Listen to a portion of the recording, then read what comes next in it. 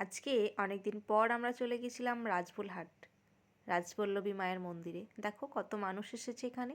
এখানে প্রতিদিনই অনেক অনেক মানুষ আসেন, মায়ের পুজো দেন, মায়ের প্রসাদ খান। তো সেই মতো আজকে আমরাও চলে এসেছিলাম। দেখো এখানটা মন্দিরের ভেতরটা খুবই সুন্দর।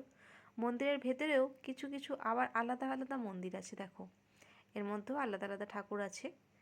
তো ভেতরে আরও একটু আগে গেলেই আমরা মাকে দেখতে পাবো। এটা হচ্ছে মায়ের মন্দির। আমরা দেখো ভেতরে কত ভিড়, কত মানুষজন। তো আরও থাকে, আজকে অনেক কম আছে, কিছু কিছু দিন আরও অনেক থাকে।